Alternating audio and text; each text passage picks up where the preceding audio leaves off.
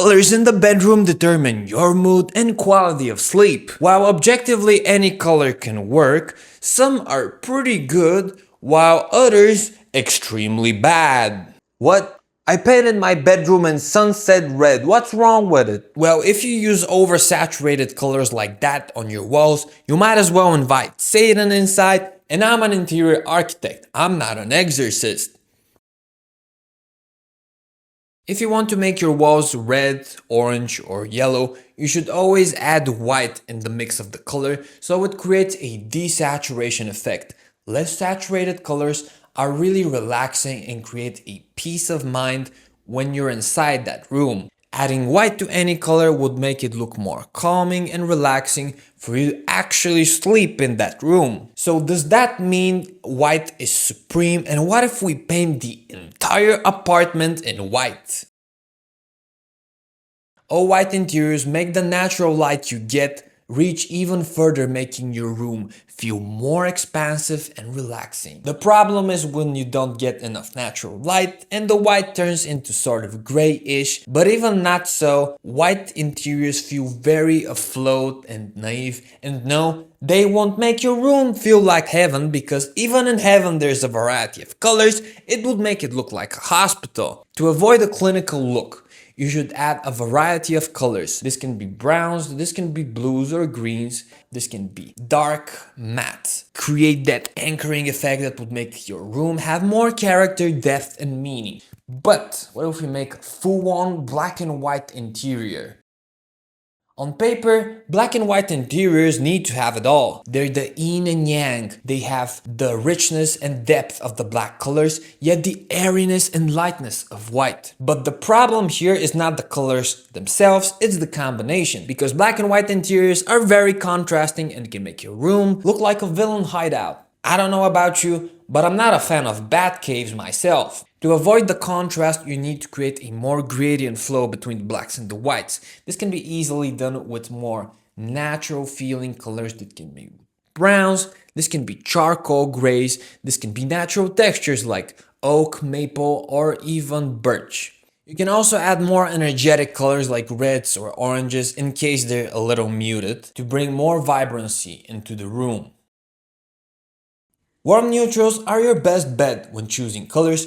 You literally can't go wrong with that. Warm neutrals, much like the all-white interiors, however, need to be a little more anchored in order to have presence and depth. You can do that with rich browns, deep browns, you can do that with yellows to bring more energy, you can do that with grays, anything that would really anchor the space and give it more purpose, yet resemble the warm neutrals themselves.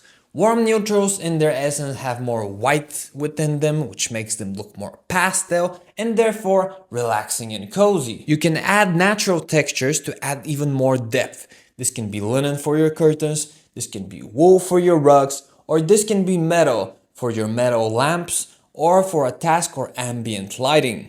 But how can you add even more richness and depth to your room?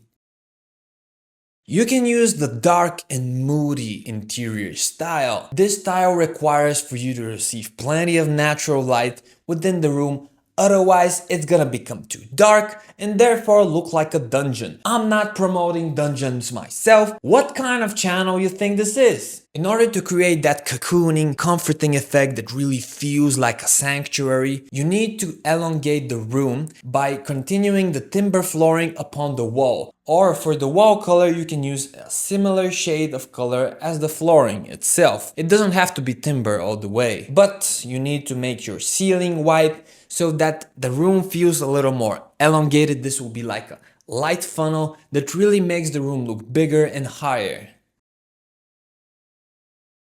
Earthy tones are a variety of the warm neutrals. They can make your room feel more natural and organic, but it can also make it look like a huge pile of dirt. You need to add a bigger variety of colors. Here you can use colors like sage green, forest green, ash, charcoal to create that visual depth. You can also use green on an accent wall to accentuate an understated bed. You can also add more energetic colors like pink, because pink and green are on the opposite side of the color wheel and work really well with each other. Cool bedroom tones feel like an oasis in the middle of a hot desert.